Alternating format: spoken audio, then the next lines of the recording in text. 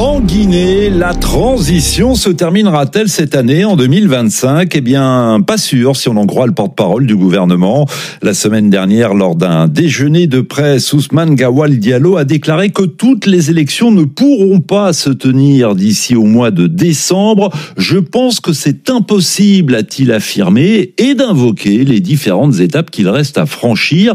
Dans le meilleur des cas, a-t-il dit, le référendum constitutionnel sera organisé en mai, pas avant, car il reste encore à finaliser le fichier électoral et à adopter la loi spécifique permettant la tenue du référendum. Ensuite, il faudra, a-t-il dit, environ 3 semaines pour adopter le nouveau code électoral, ce qui nous amène donc au mois de juin.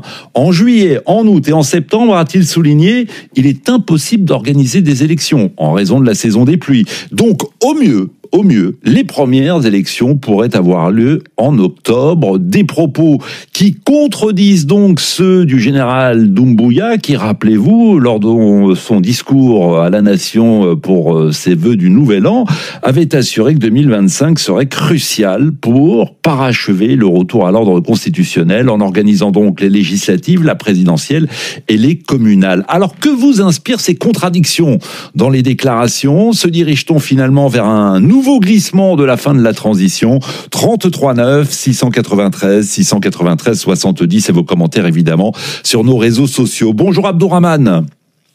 Bonjour monsieur Oran, comment allez-vous? Écoutez bien, et vous, dans quel état d'esprit êtes-vous après les propos du porte-parole du gouvernement? Je me trouve à la fois inquiet et déçu parce que je trouve qu'il n'y a pas de sérieux dans les déclarations. Pendant que le président de la transition avait déclaré que les élections auront lieu dans l'année 2025, mais il y a son porte-parole qui vient nous dire que la seule élection qui pourrait avoir lieu dans cette année 2025, c'est le référendum. Et nous savons que le référendum... Attendez Abdourahmane, il n'a pas vraiment dit ça. Il a dit qu'il y aurait le référendum, certes, et ensuite, à partir du mois d'octobre, il pourrait y avoir une autre élection, mais pas toutes les élections. Oui, mais le souci qu'on a aujourd'hui, on les voit concentrés sur le référendum parce qu'on pense que c'est déjà un pion pour eux vers la marche de l'organisation qu'ils sont en train de mettre en place.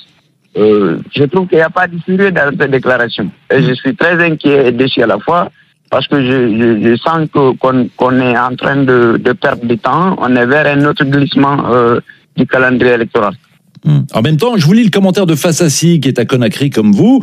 Il nous dit les élections ne sont pas la solution. La Guinée a d'abord besoin d'institutions fortes pour garantir la démocratie. Il faut donc refonder les institutions, lutter contre la corruption, garantir la sécurité, et ensuite on pourra organiser les élections. Et cet auditeur de conclure, la junte doit éviter les erreurs du passé. N'allons pas vers des élections bâclées.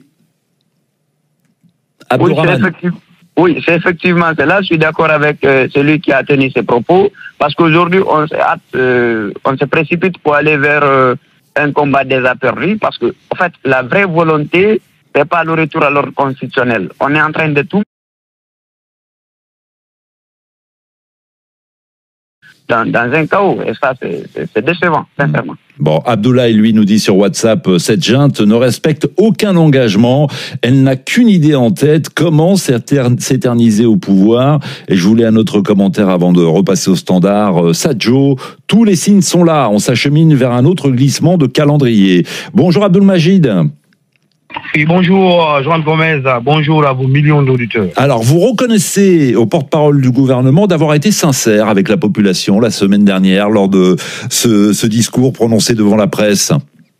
Et je crois bien qu'on ne peut être plus sincère jusqu'à dépasser ce point. Le porte-parole a décrit la réalité des choses et comment dirais-je, ce qui peut être fait et ce qui ne peut pas être fait. La sincérité avec le peuple. Donc ça veut dire, excusez-moi Abdelmajid, ça signifie que le président de la transition, le général Doumbouya, n'était donc pas sincère lorsqu'il s'est adressé aux Guinéens pour leur souhaiter la nouvelle année? Monsieur Juan Gomez, je crois bien, ne me faites pas dire ce que j'ai pas dit. Je ne sais pas. Et qu'est-ce que je veux dire, s'il vous plaît? Monsieur le président de la République a été clair dans son adresse à la nation, à partir du premier trimestre de 2025, on va lever l'interdiction ou bien les restrictions aux partis politiques pour pouvoir fonctionner comme il le faille. Et puis, après ça, on va aller aux élections. Mais dire que telle élection ou telle élection, cela n'a pas été dit par le président. Je vais vous rappeler, monsieur Juan Gomez, si vous me permettez. Allez-y, je vous le permets. Depuis 1984, la Guinée a organisé 15 élections, 3 référendaires, 2 communales et 4 législatives et 6 présidentielles. Mais toutes ces élections nous ont amenés dans une contestation systématique par des acteurs politiques qui n'étaient pas préparés, qui sont en déphasage avec le mouvement. Pour organiser une élection crédible, transparente, il y a des préalables, consensuels, il y a des préalables. L'abandon des anciennes pratiques, la mise en place du fichier électoral incorruptible. Pour ce faire, au demeurant, j'entends bien. Abdelmadjid, je vous ai laissé parler. J'entends bien, j'entends vos propos. Mais pourquoi donc le général Doumbouya a-t-il assuré que 2025 sera une année cruciale pour, et je cite ses propos, parachever le retour à l'ordre constitutionnel? Ça veut dire ce que ça veut dire, Abdelmadjid. Le retour à l'ordre constitutionnel signifie des élections et le retour des civils au pouvoir. Monsieur Juan Gomez, si on ne veut pas continuer à être dans la contestation, on va organiser les élections avec l'ancien fichier électoral qui est truffé d'un fichier corrompu jusqu'à ce point. Ça va encore ramener les mêmes contestations, les mêmes écueils entre les acteurs politiques. Pour aller aux élections, M. Juan Gomez, il y a des étapes. Il y a le recensement, l'exportation des données, le traitement des données, la consolidation, l'établissement du fichier électoral, la production des cartes électorales, oui, tout ça, la logistique et tout. Abdelmadjid, étant bien entendu que la Guinée est un pays saisonnier. Oui, mais tout ça, excusez, je ne l'oublie pas, et justement, c'est bien pour ça que le porte-parole du gouvernement a bien précisé qu'en juillet, en août et voire même en septembre, il était impossible d'organiser des élections à cause de la saison des pluies. Mais tout ce que vous venez de citer, tous les préalables à remplir avant des élections, auraient pu déjà être fait en 2024. Je le rappelle tout de même, la transition était censée se terminer au plus tard le 31 décembre 2024. Abdelmadjid, il y a beaucoup de monde au standard. Merci d'avoir été avec nous. Bonne journée. Continuez évidemment à nous écouter à Conakry. Mina, bonjour. Bonjour Wangomer, bonjour à tous les auditeurs de la RFI. Vous êtes à Dabola, c'est dans le centre de la Guinée, c'est bien ça ? C'est bien, je suis à Dabola, au centre de la République de Guinée. Et sauf miracle, disiez-vous au standard, il n'y aura pas d'élection cette année? Non, il n'y aura pas d'élection, c'est ce que j'avais dit, parce que le gouvernement, le CNRD, tous, personne n'a la volonté d'organiser les élections en 2025. Pourquoi? Parce que tout ce qu'ils ont d'abord dans la tête, c'est comment se terminer au pouvoir. Les gens là cherchent des possibilités pour endormir la conscience des Guinéens, pour leur faire croire que c'est la solution. Vous savez, le défaut en Guinée, c'est quand un leader vient, quand quelqu'un a le pouvoir, il cherche la popularité à coup de billets de banque. Il essaie d'abord de récupérer quelques membres. Et puis même les opposants qui sont frustrés, qui n'ont rien à prouver sur l'échiquier électoral en Guinée, on les récupère et c'est eux qui font le sale boulot. Donc malheureusement, les gens là, ils n'ont aucune volonté. Imaginez, ils vont à Cancan tout récemment. Ils viennent de passer ici. Ils disent qu'ils ont organisé une marche vers la paix. Et il y a eu quelle situation à Cancan pour aller marcher, pour aller organiser une marche vers la paix?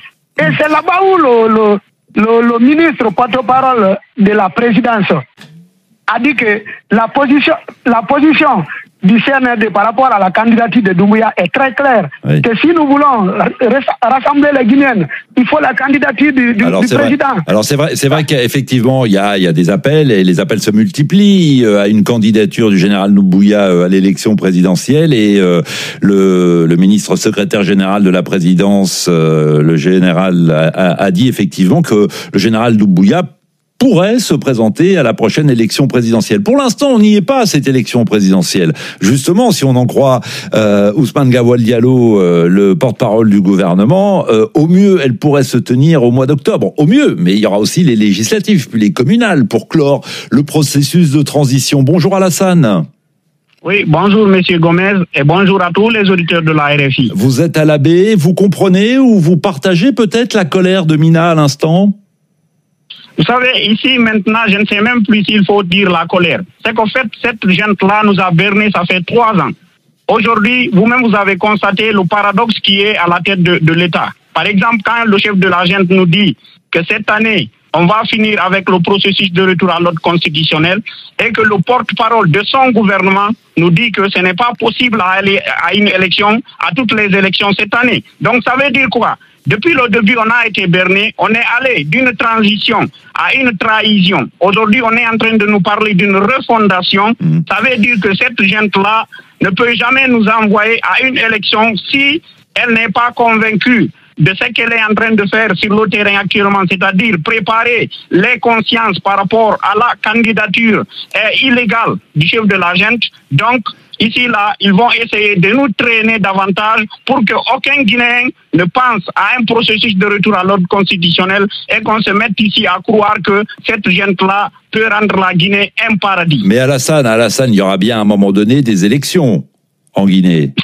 C'est impératif. On ne peut pas s'en passer, mais moi je me demande pourquoi jusqu'à présent là, on est en train de tergiverser, de laisser l'essentiel et d'aller à des futilités, à de la magouille, à de la corruption. On est obligé d'aller à une élection, mais avec cette gente-là, on ne voit aucune volonté. J'entends votre colère, on l'entend bien, mais quand vous dites des futilités, il faut bien pour organiser un référendum ou peu importe le scrutin, il faut bien un fichier électoral fiable. Il est en cours de construction, ce fichier électoral. Donc, sinon, vous seriez peut-être le premier, si on reprenait l'ancien fichier électoral, vous seriez peut-être le premier à dénoncer le fait qu'on reprenne l'ancien et qu'on n'ait pas pris le temps d'organiser un nouveau fichier électoral. Vous comprenez? Non, je ne peux pas le comprendre, monsieur. Vous savez pourquoi?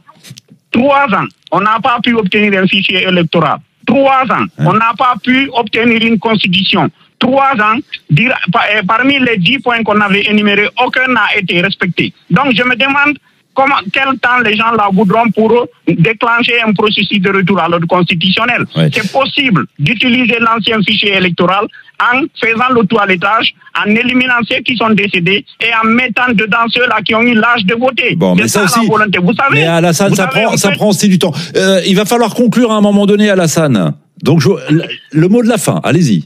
Le mot de la fin, c'est que si on a de la volonté, parce qu'on est obligé d'aller à un processus de retour à l'ordre constitutionnel, et on est obligé d'avoir une base, prenons l'ancien fichier électoral, ça, vous l'avez déjà dit. Le toilettage. Vous l'avez déjà dit, Alassane, là on tourne en rond, vous l'avez déjà dit. Merci beaucoup, je vous coupe un peu brusquement, toutes mes excuses, mais il y a du monde au standard, beaucoup de Guinéens qui souhaitent prendre la parole ce matin après les propos d'Ousmane Gawal Diallo, la semaine dernière, qui disait qu'il voyait mal comment toutes les élections pourraient avoir lieu cette année en 2025. Bonjour Fayala. Bonjour à tout le monde. Alors, Fayala, dans quel état d'esprit êtes-vous après les propos du porte-parole du gouvernement? Moi, je trouve le porte-parole plus sincère d'ailleurs que le général Mamadi Doumbouya. Parce que, regardez Wana, à bientôt 30 ans, la Guinée, on ne parle pas de social, on ne parle pas de l'économie, on ne parle que de la politique. Moi, j'ai envie de dire que les élections présidentielles ne sont pas un problème de la Guinée. Aller à l'ordre constitutionnel d'ici fin 2025, c'est bien beau de le dire, mais faut-il encore mettre tous les atouts de notre côté pour y aller? Mais regardez, encore faut-il, Fayala, s'en donner les moyens. La transition était censée se terminer il y a déjà plus d'un mois, le 31 décembre 2024. S'est-on donné les moyens dans le courant de l'année 2024 pour tourner la page de la transition? Visiblement non. On parle de transition à Guinée. On ne parle pas de transition à Guinée. Vous ne parlez pas de transition. De quoi parlez-vous alors, Fayala? Oui, nous parlons de la refondation, Wan. Parce que ce pays-là, on a l'impression que le pays-là ne peut pas bouger avec un régime civil, avec un retour à l'ordre constitutionnel.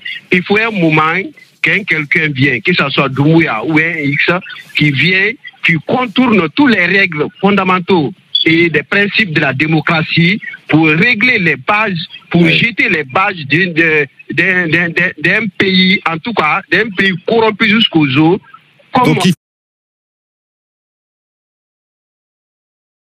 On échange. Il faut donc un régime un peu autoritaire avant d'organiser des élections. Quelque chose, il faut de l'autorité. Oui, sanguinaire, autoritaire.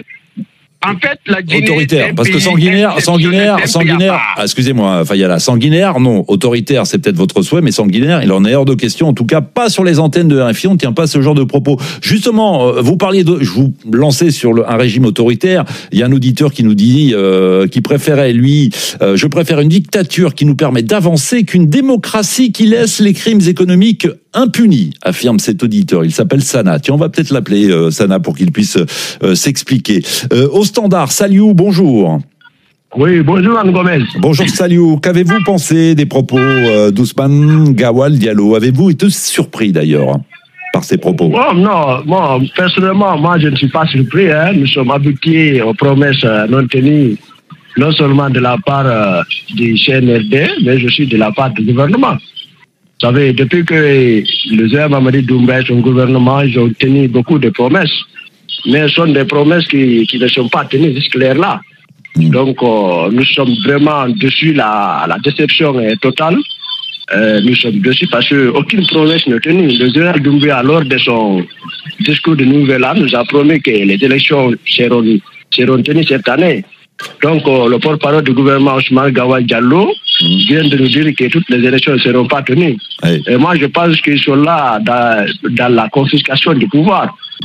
Pour vous, c'est une façon finalement de s'éterniser au pouvoir. Il y a Mamadou de la région parisienne qui nous dit la sortie du porte-parole du gouvernement est une déception. Cela prouve que le président de la transition cherche à s'accrocher au pouvoir. Il est en déphasage avec toutes les promesses tenues le 5 septembre 2021. Donc, Saliou, vous voyez, l'un de vos compatriotes en région parisienne pense exactement la même chose. Ne raccrochez pas, on a justement contacté Sana. Vous restez en ligne, Saliou, hein. Sana, bonjour. Bonjour Gomez et bonjour à tous les auditeurs de la RFI. Je lisais il y a à peine 2 minutes votre message WhatsApp. Vous disiez préférer une dictature qui nous permet d'avancer qu'une démocratie qui laisse les crimes économiques impunis. Oui, bien sûr, Gomez. Nous savons pertinemment que dans un pays où une élection est organisée, que c'est le peuple ou une grande partie du peuple qui élit un président. Et si l'un des électeurs ou la grande majorité des électorats qui commettent des infractions économiques, naturellement, ça reste impuni. On a vu cela. Alors, la chaîne, par exemple... Donc, excusez-moi, Sana, il faut mettre entre parenthèses le processus démocratique, alors. Oui, le processus démocratique, si ça n'arrange pas, il faut mettre ça d'abord de côté. Comme disait d'ailleurs précédemment un auditeur, ce pays a besoin d'être refondé, Gomez. Il ne faut pas se leurrer, il ne faut pas se mentir. Attendez, laissez réagir Saliou. Est-ce qu'il a envie de vous répondre? Saliou.